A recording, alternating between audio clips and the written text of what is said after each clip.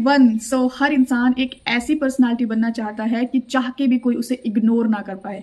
हर कोई चाहता है कि उसको अटेंशन मिले, वो जहाँ भी जाए लोग उसको अप्रिशिएट करें, उसको कॉम्प्लीमेंट दें। तो ये सारी ना मतलब एक नीड बन चुकी है और होनी भी चाहिए एक ऐसी पर्सनालिटी इंसान को कि वो जहाँ जाए उसे लोग देखते रह जाएं। सो आज की इस वीडियो में मैं इसी पे बात करने वाली हूँ, ऐसे कुछ पॉइंट्स और टिप्स आपको बताने वाली हूँ जिससे आप भी ये हो सकते हो, आप भी ये बन सकते हो कि लोग आपको चाह के बिना इग्नोर नहीं कर पाएंगे। क्योंकि चाह के भी इग्नोर करने से मतलब क्या होता है, कुछ लोग ना आपको देखना तो नहीं चाहते, मतलब होता है ना कुछ लोग हमारी लाइफ में, लेकिन वो आप पे नजर बराबर रखेंगे। तो कुछ लोगों को ये कंफ्यूजन होता है कि वैल्यूएबल मीन्स ये होता है कि हम सबके साथ अपना रिश्ता खत्म कर लें, सबसे बात करना बंद कर दें। ये वैल्यूएबल का मतलब बिल्कुल नहीं है। यहाँ पे सबसे पहले हमें फर्क समझना होगा। देखो, दो चीजें होती हैं, एक होता है ईगो, एक होती है सेल्फ रिस्पेक्ट। अब एक रिश्ता ऐसा है जहां पे आप अपनी साइड से 100% एफर्ट्स डालते हो, आप अपनी तरफ से पूरी कोशिश करते हो कि वो रिश्ता बहुत अच्छा हो जाए, लेकिन वहां से आपको ना कोई इतना कोई अटेंशन नहीं मिलता है, इतनी कोई वैल्यू नहीं मिलती है। तो ईगो अगर आपके अंदर है तो आप खुद पहचानना आपके अंदर क्या है। ईगो क्या करता है, आप ना फिजिकली तो मतलब वहां से ये सोचोगे कि मुझे बात करनी ही नहीं है, आज के बाद मुझे इनके लिए कुछ करना ही नहीं है, लेकिन अंदर ही अंदर आप परेशान होते हो। तो ईगो क्या करता है, आपको परेशान रखेगा अंदर से, लेकिन बाहर वाले को आप ये फील कराते हो कि मुझे तुम्हारी कोई केयर नहीं है। सो ये होती है ईगो। बहुत सारे लोग कंफ्यूज होते हैं, अरे उनको ईगो और सेल्फ रिस्पेक्ट में ही फर्क नहीं समझ में आता। तो ईगो में आप ना फिजिकली एफर्ट डालना बंद कर दोगे, लेकिन मेंटली पूरी एनर्जी आप उसी इंसान के ऊपर लगाते रहते हो, और वो कंडीशन और ज्यादा दिन ब दिन खराब होती जाती है। और ये जो ईगो वाली चीज है, ये 90% केसेस में मिलती है। दूसरी होती है सेल्फ रिस्पेक्ट। अब सेल्फ रिस्पेक्ट में क्या होता है, वो बहुत इंटरेस्टिंग चीज है। सेल्फ रिस्पेक्ट में एक पॉइंट ऐसा आता है कि चलो जितना मुझे करना था वो मैंने कर लिया, अगर यहाँ पर मेरी वैल्यू नहीं है, यहाँ पे कोई मेरी फीलिंग्स को नहीं समझ रहा, तो कोई बात नहीं, रुक जाते हैं, अब अपने ऊपर ध्यान देते हैं। तो वहां पे आप अंदर और बाहर दोनों से शांत रहते हो, दोनों पॉइंट पे आप शांत रहते हो। आपको अंदर से कोई हलचल नहीं मचती है कि हाय मेरी बात नहीं हो रही, मुझे तो कोई रिस्पेक्ट नहीं कर रहा, मुझे तो। आप वहां पे मी पे आ जाते हो, सबसे फोकस हटा के आपका पूरा फोकस आप पे आ जाता है। सेल्फ रिस्पेक्ट बहुत अमेजिंग और इंटरेस्टिंग चीज होती है, और सबसे ज्यादा अगर आपको सक्सेस मिलती है तो वो आप तभी गेन कर पाते हो जब आपके अंदर सेल्फ रिस्पेक्ट इनहेंस होती है। सेल्फ रिस्पेक्ट कैसे इनहेंस होती है, जब आप खुद से कनेक्ट होते हो, जब आप खुद को समझते हो, जब आप सेल्फ लव करते हो, जब आप सेल्फ को हील करते हो, तब ये पॉइंट पे आप आके आपको एक एहसास होता है कि मैं बहुत प्रीशियस हूँ, मैं वैल्यूएबल हूँ, मैंने जितना करना था कर लिया, अभी खुद पे फोकस करते हैं। क्योंकि आपको वो पॉइंट समझ में आता है कि जब आप खुद पे फोकस करेंगे तो सारी चीजें आपके फेवर में आ जाएंगी। तो आप कौन सी कैटेगरी में हो ये आप अभी रियलाइज कर लो, ईगो या सेल्फ रिस्पेक्ट। सेल्फ रिस्पेक्ट में रह के आप बहुत बड़ी से बड़ी चीज को भी बदल दोगे। क्यों? क्योंकि आपका जो मेंटली एनर्जी है ना, वो भी सामने वाले पे नहीं लगता है। फिजिकली और मेंटली आप स्टेबल हो जाते हो, लेकिन ईगो के अंदर आप ना ज्यादातर परेशान रहते हो अंदर से, लेकिन बाहर से आप सामने वाले को दिखाते हो कि you are so valuable and so on. तो सामने वाले को फिर भी फर्क नहीं पड़ता, क्योंकि सारी एनर्जी तो उसी के पास लग रही है ना आपकी, दैट्स व्हाई। अच्छा, अब पॉइंट पे आते हैं कि अब हमें वैल्यूएबल बनना है तो हमें क्या करना होगा। तो देखो, हम जैसे कि बात करते हैं, खेल तो सारा मन का ही है। तो अगर समझने वालों को तो इतना समझ में आ गया होगा कि सेल्फ रिस्पेक्ट जैसे ही इनहेंस होती है, हम खुद ब खुद वैल्यूएबल हो जाते हैं। देखो, अगर मैं बात कर दूं ये कि आपने बिना मतलब जरूरत से ज्यादा अवेलेबल नहीं रहना है कुछ भी, तो शायद आपको वो पॉइंट्स ना समझ में नहीं आएंगे। आ भी जाएंगे तो एक पॉइंट पे आके ना आप वीक पड़ जाते हो। चलो आपको एक छोटा सा एग्जांपल देती हूँ, छोटा और एग्जांपल नहीं है, ये रियलिटी है, आप लोग इससे रिलेट कर जाओगे। ये मैंने रिवर्स साइकोलॉजी के अंदर बहुत इंटरेस्टिंग पॉइंट लगा मुझे, और ये मैंने अपनी रियल लाइफ में भी बहुत एक्सपीरियंस किया है। देखो, आप कभी भी एक सिंपल मार्केट में कोई चीज परचेज करने जाते हो, ठेले वाले जो लोग होते हैं ना, या फिर जिनकी छोटी छोटी शॉप होती है ना, वो आपसे पता है कैसे बात करेंगे। वो मैं एक साइकोलॉजिकल वे में बता रही हूँ, वो बुरी बात नहीं है, लेकिन एक आप समझो इस चीज को। आओ जी, बैठो जी, आपको चाय के लिए पूछेंगे, कोल्ड ड्रिंक के लिए पूछेंगे, और वो अपनी तरफ से ना बेस्ट रिप्रेजेंट करेंगे कि आप वहां से शॉपिंग करके ही निकलो। लेकिन कई पॉइंट पे क्या होता है ना, हम इतना कुछ सब देखने के बाद भी ना हमें वहां पे कुछ अच्छा नहीं लगता है, कुछ भी ऐसा होता है। ऐसे ही मैं ना मार्केट जाती हूँ, तो मार्केट के जस्ट हम जहाँ एंटर करते हैं ना, वहां पे एक छोटी सी शॉप है जिसपे दुपट्टे, प्लेन सूट वगैरह ऐसे मिलते हैं। आप यकीन मानना, वो हर आते जाते इंसान से ना, रास्ते वाले से यही बोलते हैं आओ जी। मतलब वो जैसे शॉप पे बैठे रहेंगे ना, वो क्या बोलेंगे, आओ जी। तो क्या होता है ना, ज्यादातर लोग इग्नोर करके निकल जाते हैं। अच्छा, उसके बाद आप कभी मॉल गए हो? मॉल मतलब एक सिंपल होता है, एक होता है ब्रांड, यानी कि ज़ारा, गुच्ची, ये फ्लोरा, ऐसे ये मॉल्स में आपने कभी अगर गए हो तो आपने ये रियलाइज़ किया होगा कि उनके जो सेल्समैन होते हैं ना, उनके अंदर एक अलग टाइप का एटीट्यूड होता है।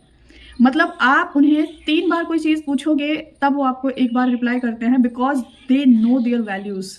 उस ब्रांड को अपनी वैल्यू पता है, उनको कभी भी लाइक अपनी साइड से प्रमोट करने की ज़रूरत ही नहीं पड़ती। और देखो, जो कपड़ा आपको एक सिंपल शॉप पे 1000 का मिल रहा होता है, उसी बस एक ब्रांड का टैग लग जाता है, वही आपको अगर एक ब्रांडेड शॉप में 5000 का भी मिल रहा है, तो वहाँ पे ना आप बार्गेनिंग कर सकते हो, ना ही आपको वहाँ से कोई ऐसी एडवांस में रिस्पेक्ट और केयर मिलने वाली है। लेकिन फिर भी आप वहाँ से वो चीज़ बहुत हैप्पीली लेके आते हो।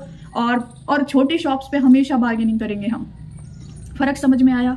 शायद आप रिलेट कर गए। आज आपकी जो वैल्यू है ना, वो आपने बनाई हुई है वो छोटी शॉप वाली, कि आप अपनी तरफ से हर तरह की कोशिश में लगे हो। आप उनको हर तरह की सर्विस प्रोवाइड कर रहे हो, खाना पीना हर चीज़, यानी कि जो भी आपका रिश्ता हो। वैसे तो कॉमनली यही हस्बैंड वाइफ का ऐसा कुछ होता है, लेकिन वैल्यू नहीं मिल रही। कभी मिलती है, कभी नहीं मिलती, यानी कि कभी आप वहाँ से शॉपिंग करोगे, कभी नहीं करोगे। लेकिन वो जो ब्रांडेड शॉप में अगर आप घुस जाओ ना, तो वहाँ से ना आप खाली हाथ निकलने का सोचते नहीं। क्यों? क्योंकि आपकी वहाँ पे ना थोड़ा सा ईगो हर्ट होती है कि यार इतने बड़े ब्रांड में आई हूँ मैं, तो यहाँ से अगर कुछ नहीं लिया तो मेरी इमेज खत्म हो जाएगी या इमेज डाउन हो जाएगी।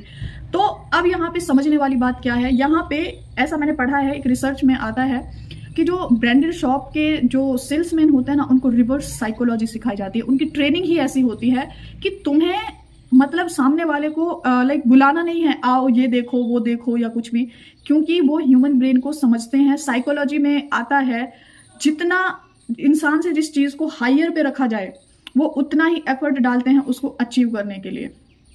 यानी कि अगर एक चीज़ आप यहाँ पे हो और आपके इक्वल में है ना, तो वो उसको समझेगा कि यार ये कोई ना एरी गैरी चीज़ है, इसमें क्या मजा आने वाला है। अगर आप यहाँ पे हो और कोई चीज़ यहाँ पे स्टॉप पे आ जाए, तो आप अपने सारे एफर्ट डाल दोगे उस चीज़ को अचीव करने के लिए।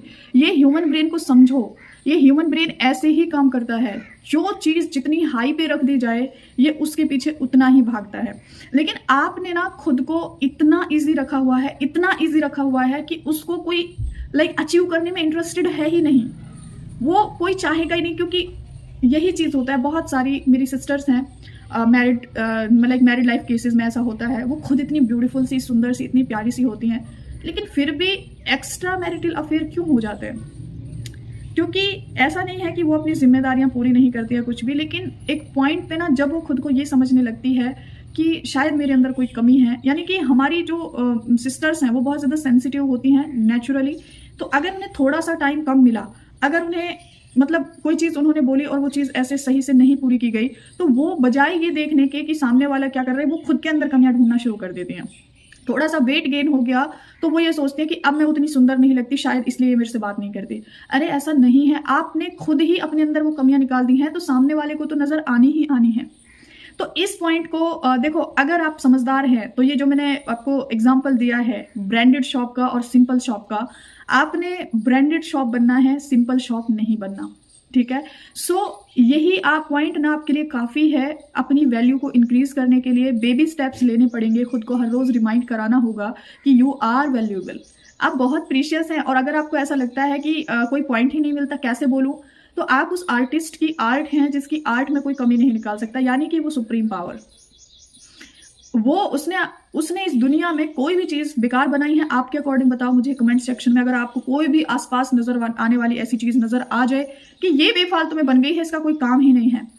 इवन इतने इतने से बैक्टीरिया, कीड़े मकोड़े भी किसी पर्पज से इस दुनिया में आए हैं, तो आप कैसे समझ सकते हो कि आपका कोई पर्पज नहीं है, आप वैल्यू नहीं करते, आप वर्दी नहीं है ना? सो आप ना, मैंने जब ये पॉइंट पढ़ा तो मुझे समझ में आया सारा खेल, कि वो जब मैं एकदम से रिलेट कर गई कि मैं मार्केट जाती हूँ तो उनपे ना दया आती है, बेचारे वो जो बुलाते हैं ना, लेकिन अंदर से मन नहीं करता जाने का। क्यों? क्योंकि वो लैक फील कर रहे हैं, उनको ऐसा लगता है कि जल्दी जल्दी बुलाओ पब्लिक को, तब आएंगे। लेकिन ये ह्यूमन ब्रेन है, जब आप कोई सामने से कोई चीज़ ऑफर करते हैं ना, तो सामने से ऐसा पॉइंट आता है दिमाग में कि पता नहीं क्या है, मतलब कुछ तो कमी होगी, इसलिए सामने से बुला बुला के चीज़ों को दे रहे हैं। लेकिन जहां आपने किसी के अंदर थोड़ा सा ऐसा, आपने देखा है कई बार आपके साथ एक्सपीरियंस हुआ होगा, भैया ये चीज़ इतने की देनी है तो दो, अदरवाइज मैं दूसरी शॉप से ले लूंगी। तो आप बोलते तो इसलिए हो कि वो इंसान कम कर दे, लेकिन जैसे वो बोलता है ना, हाँ जी आप दूसरी शॉप से ले लो, कोई प्रॉब्लम नहीं है, क्योंकि हमें हमारी जो है ना चीज़ की वैल्यू पता है। सो कोई बात नहीं, आप ले लो दूसरी शॉप से। आप जाते ही नहीं हो, आप ले लेते हो, होता है ना। अभी यहाँ पे कल परसों की बात है, पापा ने किसी पर्सन को बुलाया था किसी काम से, तो वो ना थोड़े आए, तो मतलब वो कहने लगे कि इतने दूर से मैं आया हूँ, इतना सा काम है, मैं नहीं करता, और मुझे पहले बताना चाहिए था, कोई काम था, मतलब रेनोवेशन अभी कंप्लीट हुआ ना, थोड़ा सा बच रहा है। तो पापा ने बोला ठीक है भाई मत कर, मतलब अब एक काम तो छोटा हो या बड़ा, ऐसा थोड़ी ना है कि अब हम ज्यादा काम कहाँ से लेके आए। तो वो इंसान ना निकल गया, मतलब बाइक उठाई और निकल गया बिना करे। लेकिन अगर पापा उसको बार बार रोकने की कोशिश करते तो शायद उसके जो है ना भाव बढ़ जाते। तो वो ना बहुत ही एटीट्यूड में निकल गया कि मुझे करना ही नहीं है, इतने से काम के लिए मुझे बुलाया, तो वो निकल गया। कैन यू बिलीव, उसने खुद 5 मिनट बाद जो गांव की जैसे सरहद से बाहर निकलने से पहले फोन करता है कि यार अब आ गया हूं तो करा लो। This is the reverse psychology. जिस दिन आप रिवर्स साइकोलॉजी समझ जाओगे उस दिन आपको कोई इग्नोर कर ही नहीं सकता। ह्यूमन ब्रेन ऐसे ही काम करता है, जिस चीज को जितना हाई पे रखोगे वो उस इंसान उसको उतना ही ज्यादा कोशिश करेगा अचीव करने के लिए। सो आई होप ये एग्जाम्पल से आपको समझ में आया होगा कि आप अभी कहाँ स्टैंड कर रहे हो और आपको कहाँ जाना है। सो इसी के साथ have a magical day, be valuable, be precious, be adorable. And इसी के रिगार्डिंग मैं बहुत जल्दी एक वर्कशॉप लेके आऊंगी जिसमें हम how to become a valuable personality, ये बहुत ज़रूरी हो गया है, ये इस पे हम बात करेंगे, इस पे हम काम करेंगे। तो आप लोग रेडी हो तो कमेंट सेक्शन में ज़रूर बताना। So take care everyone, have a magical day and bye bye.